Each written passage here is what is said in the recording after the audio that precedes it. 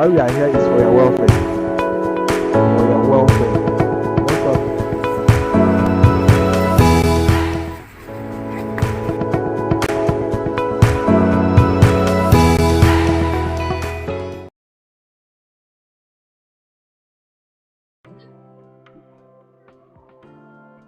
I see it as a privilege and honor to stand before you this morning. Just briefly, the presentation is going to be brief. Yes, very brief. My name is Chinonso Dineya. I'm a teacher. By the grace of God, I'm a graduate of education chemistry, solid chemistry and education. It is actually very customary most times teaching the kind of children that we teach every day is a very Herculean task. I know the job of a teacher. After writing your lesson plan and preparing all the beautiful lessons and then coming over to deliver, it's as if you are pouring water on top of a cocoyam. So the children will not understand. So, but the point is, the reason why I gave us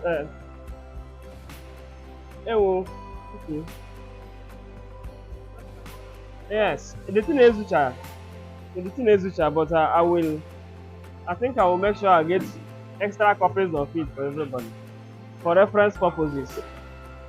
All right. So, but the point is, sometimes we may be wondering whether some children, some pupils that we teach, their brains are locked up in such a way that whatever we say don't sink in. We may feel that way sometimes. The way, two of us. Yes, we feel the same way sometimes. After teaching, it happens to be that only few among, probably we have a class of 50 or 25, 30, 40 students, only few of them that will understand all the 1 hour English and the Igbo mixed together that we spoke. And then most times we see some of them distracted, they start scribbling something on the paper, drawing, and the rest of them. Research have found that no child is more intelligent than the other. So that is research. Scientists have found that no child is more intelligent than the other. That is the point. The reason is because all of us have the same brain. And our brains, according to research, is so large that it has the speed of about 75,000 computers connected together. Like all our brains, one by one, the speed we process information is as fast as 75,000 computers connected. Like one computer cannot do 100,000, 50,000 computers cannot do what our brains will do. And nobody is left out, unless if the person has extreme medical condition that one way or another affected the brain capacity. Yes, like there are children that probably convulsion and all that affected them when they were younger, and then it did a lot of damage on their brains. But any normal child has that special capacity in our brain cells. So we have one brain cell. The capacity of one brain cell is higher than any computer, like one brain cell. But we have the brain cells we have is millions, millions. So that tells you the amount of information that we can process as human beings. So now the problem is, why is it that some children appear more intelligent than others? And that is the question we want to understand. And when we understand the children that we teach, it will help us to know the approach to teach them, and they will understand.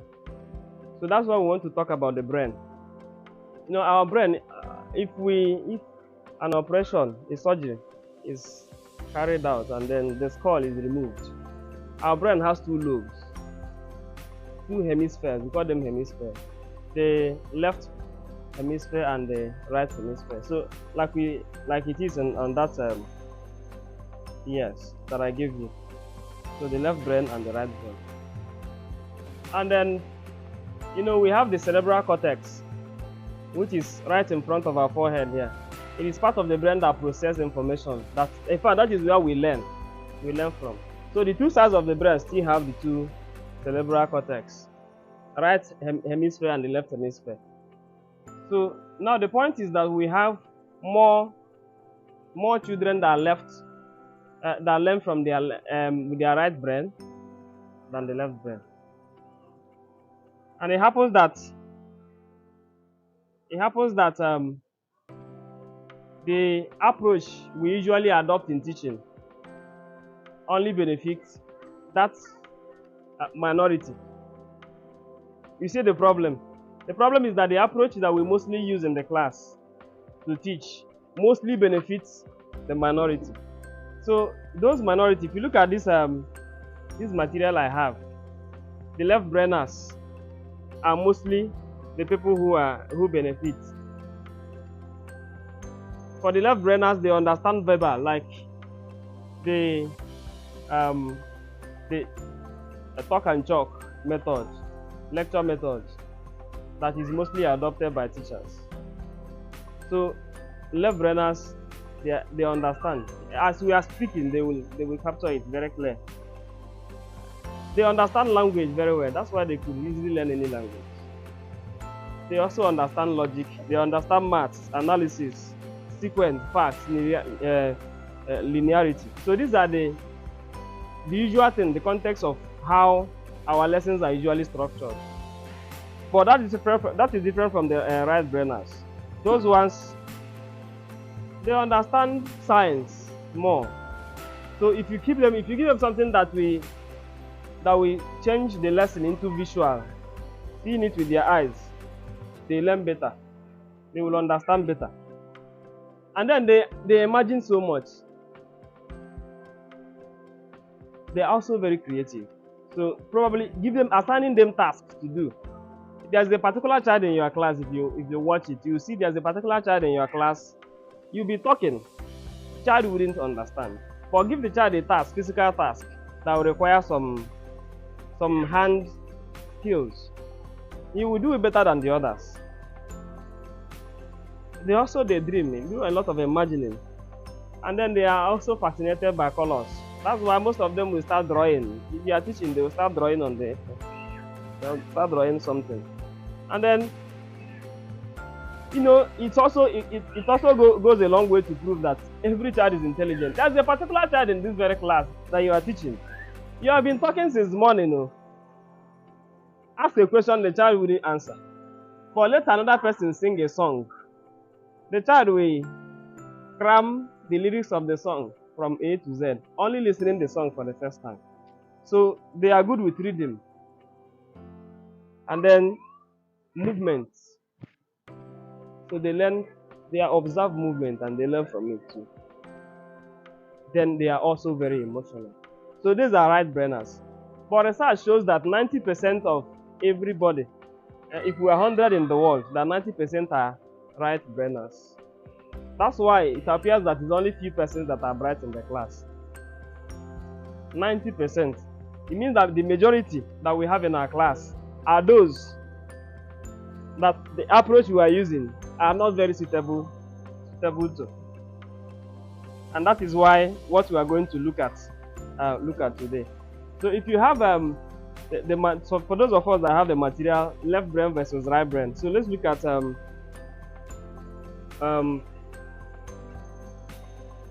let's look at the material. Looking at the side, I say the size of the brain.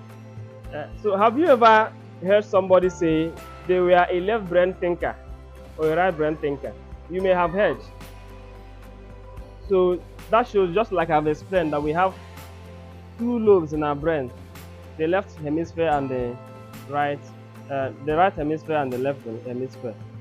So now we are going to look at the significance of that in our teaching. So let's look at the threats to identify in class. Just like I said, It's really important that educators first know these threats so that they can identify them in their students. Let's look at the left brains. They tend to be analytical in nature. I don't know, you understand what I mean by being analytical in nature? For those who are left brainers. So, if you hear them speak, they analyze, they give you a lot of reasons. They compare facts. So, and then they also based in reality.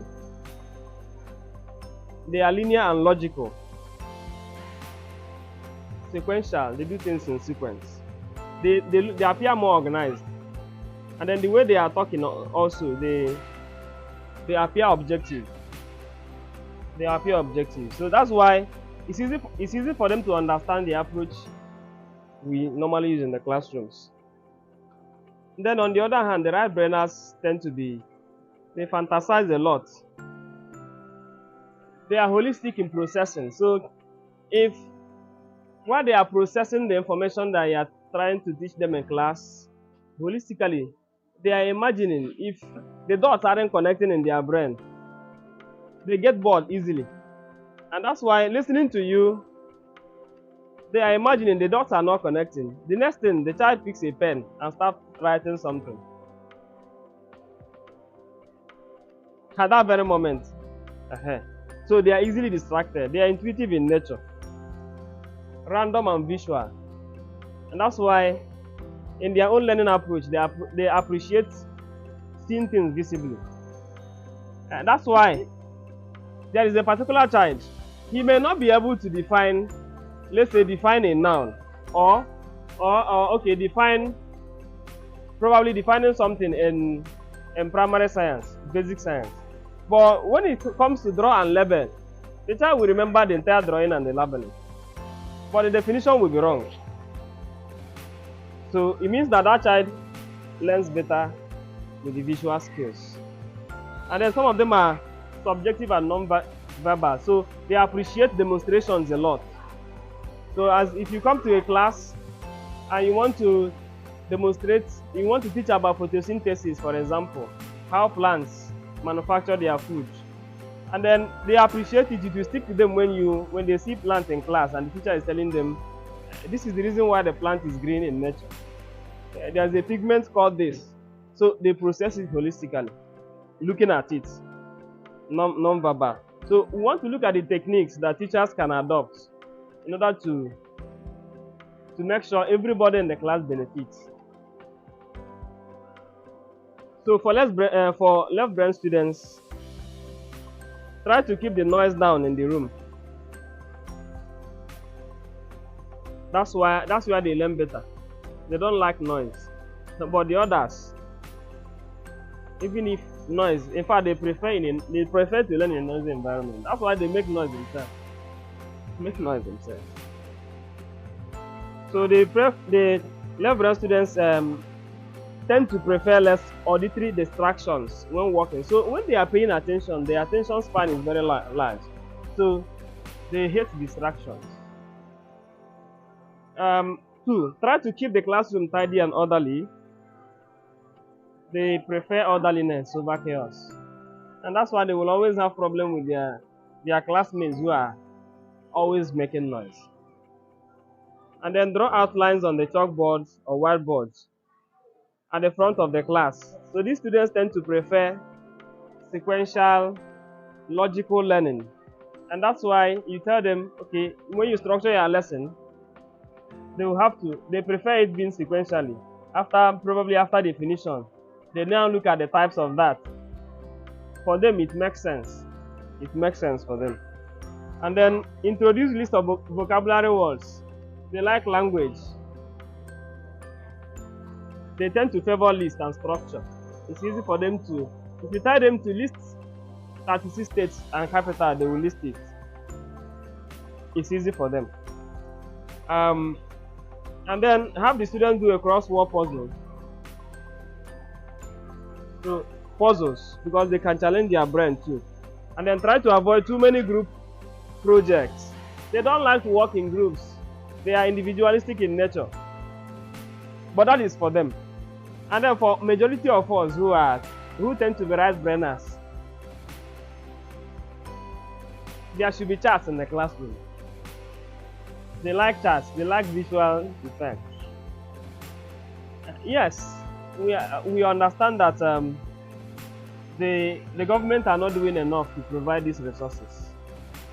But I think teachers can also look at those children that can draw very well and assign them those tasks to draw it in cardboards. Eh? Yes, yes, yes.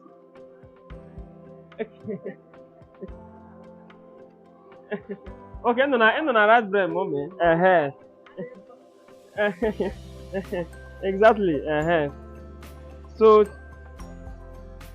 the when it comes to charts, if there are charts in the classroom, they will understand. So when every time probably you want to talk about skeleton, you show them the charts. They are looking at it, they will learn. So visually, our education system has not advanced to the extent that we use some visual technologies to teach, like it happens in some other developed countries. We have not developed to that extent. So, videos, that is why a child will be in the class a whole day. The teacher will do everything to teach. Okay, water. But the next minute, a movie. The child will narrate the entire story in that movie from A to Z. But it's the same child that you think the brain yabochi. So, videos that illustrate the point you are teaching is excellent. They will understand this very clearly. So, but we are limited in the resources that we have available to teach them, and that is the problem. The problem is not that the teachers don't know what to do. We know, but we don't have it all, and we are trying to manage. In some schools where one teacher is handling more than one class, the workload will not give the teacher the opportunity to look for other resources to help. It will be difficult for the teacher. So, right brainers tend to have strong visual and spatial aptitudes, and can look at they can look at these things for hours. For hours, the child is looking at that thing. But for the other person who prefers reading, just give that person book. He will read and cram and probably understand it. But for this one, that visual thing, they can be looking at this pic. They can be looking at this mirror for hours, observing how things are going. That is for right brainers. So, and now the second approach says that you should use chalkboard or whiteboard or overhead projector. That doesn't exist. That resource is not available. So as often as possible. So we have chalkboard now.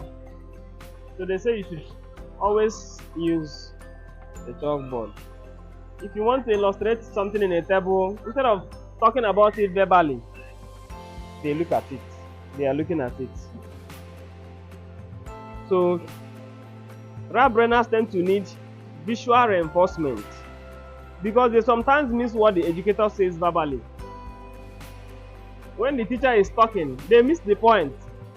But that's why visual reinforcement is always very important. When they look at it, it sticks. So the third one says that right brainers love study guides. They love study guides.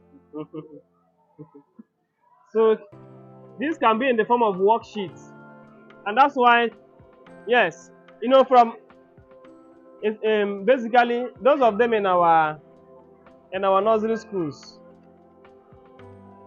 there's this particular workbook that is usually given to them called right focus.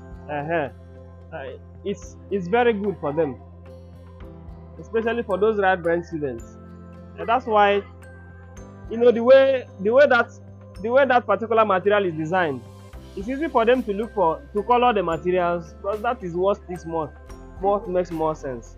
Connect the dots. So it allows them to have points of reference during a lecture. So after it, they will always consult the point of reference to make the point. And then this one is available. We can do it in every lesson. In every lesson, if it's possible, you can structure, like map out a project, a design project for them. You can create a design project as an assignment for them. Okay, I want you to. It's easy if we are learning fine art or even basic science.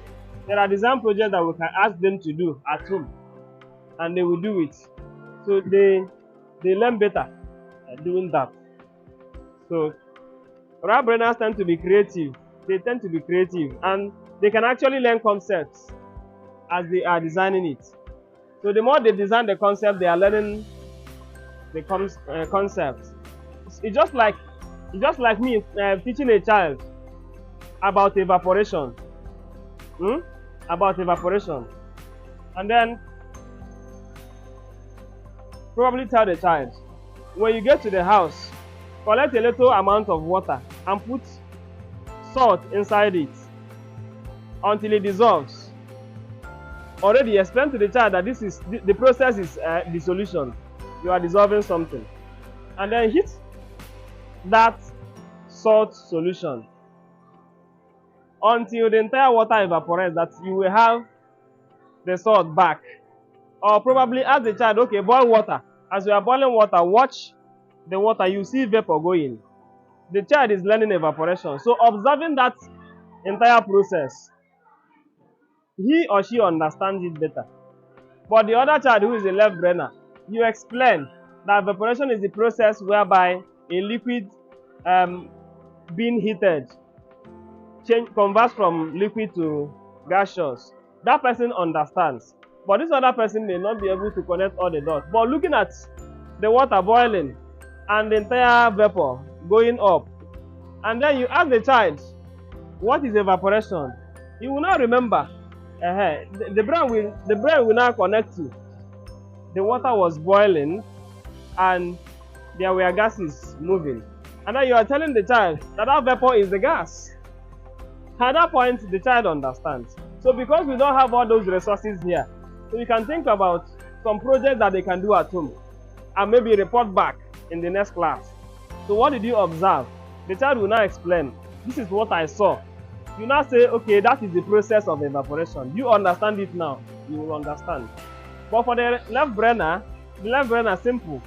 What is evaporation? He knows that the sentence you wrote on the chalkboard sings clearly. So I don't know if the point, if it is making sense. So it's just for us to like improve a little bit. And right brainers. Exactly. Okay. Depend on the situation of the class. Okay. And also the class. Like the concept you learn about the professor. You can't give it to a nursery class. You consider their age before you embark on that particular project. That's why like I said, that right focus is also it speaks to their own level. And because at that level, what they are looking at, what makes sense with them is those visuals that they see. Like asking them to color, probably the girl on the drawing is Ada. Yes. So on their right focus, asking them to color it. They are looking at it visually, and their hand is also at work coloring that particular thing. So it makes sense in their level. So as a teacher, you know what works according to every level. Okay. Okay. All right, man.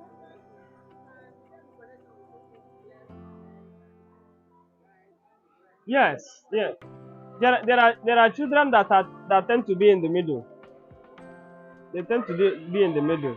Like just like I saw, I wrote out all these techniques that they have. So there are those who are both verbal and creative. They apply. They are not there. Okay, I think I will give you this one when I'm done. So if there are some organizations that regard what we are doing as relevant, we appreciate it. And then to the area of our people, we are left with the poorest state of children in the society. Headmaster ndị achịkọtara na-enye ọnwụ, achịkọtala ha ka ọnwụ. These are the type of people we have here. 500 naira can send somebody home. It's a very pathetic situation. You see how with one head of broom of a problem trying out on philanthropists around, organizations that cares, let them come and help. Because if they fail to do this, if they fail to help all these indigent families, in future, indigent families become problem of the society. Yes. And all of them, that is why agrom na London, agrom na America, egalita weekend. Because all of the bad, you refuse to take care of your background. So, ibachana yaro long wato sia glass ya. Gitinye yoko wato sia ya. Ejiade megin iri nane oh unike ejiade. Let them come up. Let the philanthropists come up. Let the good God-spirited individuals come up. Join hands together. Anything you can do for the children, you do it to alleviate that level of poverty. We are not saying anything about the teachers' welfare. It is not in the hands of individuals. It is in the hands of the government, who I know God one day will send Moses to come and deliver us. Our problem is,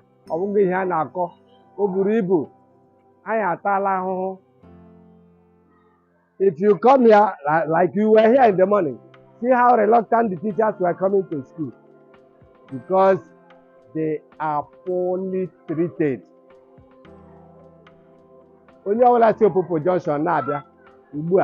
the morning, the keke will declare 200 naira. If you don't pay 200 naira, you can't come here. So we have problems. And like I said earlier, I'm thanking you. School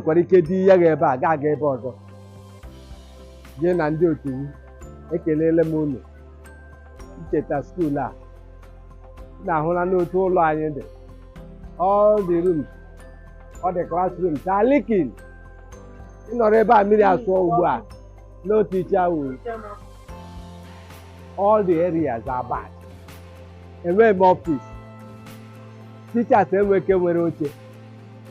we borrow things from children to sit down. Now, enumerate our problems.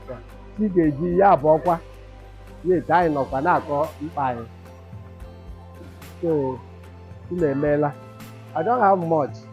I hope Ebulu Bidoro and you see back one pampa. School na lead the band.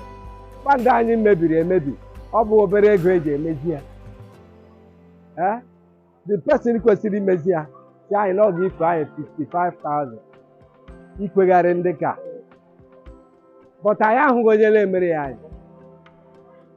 Of all I am going to million people in the community. Agarawa, Abuja, London, Giricha, Mboruru. We will talk to these children and they will grow with our advice. Thank you very much.